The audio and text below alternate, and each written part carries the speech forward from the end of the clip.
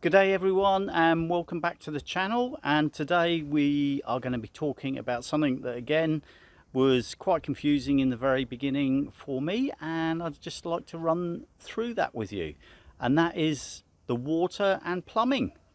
Now here we go. Hello world, wake me up to another good morning, time to go. Oh, we are all looking for adventure. We are all looking for adventure. We are all looking for adventure. We are all looking for adventure. We are all looking for adventure. Now again, I didn't want external water tanks. I wanted to be able to do it all myself. I didn't want external water tanks. I didn't want to cut holes in the side of the van. So what I did was I got this layout, and I'm just going to run through all the parts and everything else and what's required. Now this is the water system under the bed, under the back of at the back of the van, and it is made up of a water pump. Now I use a Shoreflow 4009 water pump. I've got a 30 litre fixed water tank, and I have a Duetto Mark II hot water system. It's 12 or 240 volts. I also have the facility for shore water, so bringing water in from the shore, or from a campsite or caravan park, for instance. Now, I'm sure some people are thinking that 30 litre tank is not really a lot of water to carry, and probably they are right. However, what I do carry is portable water containers, and from experience I've learned that especially during the drought in Australia, a lot of places won't allow you to go and fill up with water. So if you've got a big 100 litre tank, there's literally no way you're going to be able to pull your van up and stick a hose in it and fill it up with water. So basically what I do is I fill these two. I actually have a facility to carry more, but this is just the two I've got in the moment. So these are two 20 litre.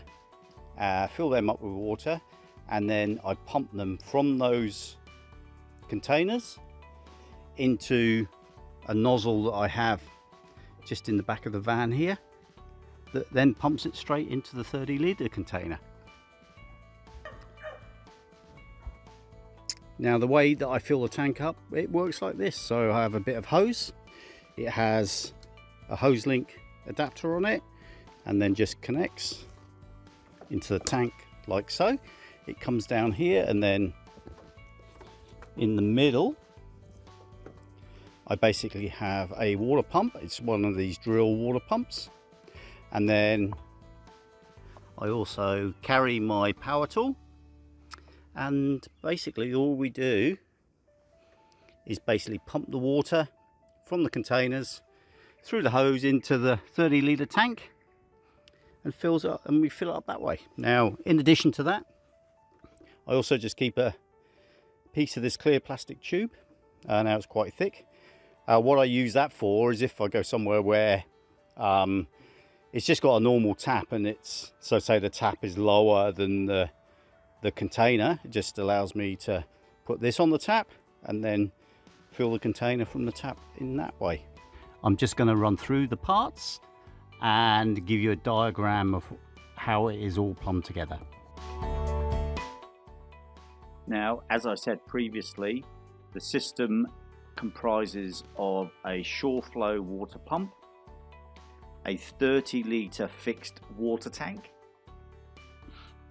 a Duetto Mark II hot water system, a hose link, hose connection for the pumped water that comes in from the containers, the shore connection, which water would come in from, say, a campsite or caravan park, and then finally that is all plumbed together to the taps. Now I'm just going to run through how it is all plumbed together. The water comes in from the water inlet, which is normally the portable containers. It then goes into the 30-litre tank, and then from the 30-litre tank it goes to the water pump, and it is then pumped from the water pump to the taps. So to feed the hot water system with basically cold water that can be heated, there is a junction after the pump, but obviously before the taps, and that runs from the cold water into the cold water inlet on the DIYHOTWATER Mark II hot water system. There is then a pipe that runs from the hot water outlet of the DIYHOTWATER Mark II hot water system to the hot water connection on the tap.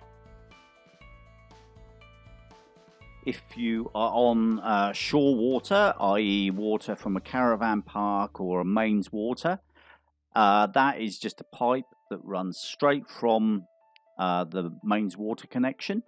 It bypasses the tank and it bypasses the pump and just gets plumbed in between the pump and the taps, and then mains pressure will either feed the tap, and also it will feed the cold water inlet of the hot water tank, and providing you with mains pressured hot and cold water. Now the only other thing that needs to be considered are what are called non-return valves. Now I would suggest you put 3 in, one just after the shore inlet, one just after the pump, and one just before the cold water inlet on the hot water system. Now these non-return valves, all they do is they just ensure that the water flows in the right direction and doesn't go back on itself. Thanks for watching, everybody. I hope you found that video useful. The water system is more daunting than it actually is. So yeah, I hope you found some good information there in that video. If you did, please think about subscribing. It's great to build that community, and we will see you again in the next video. Hello world, wake me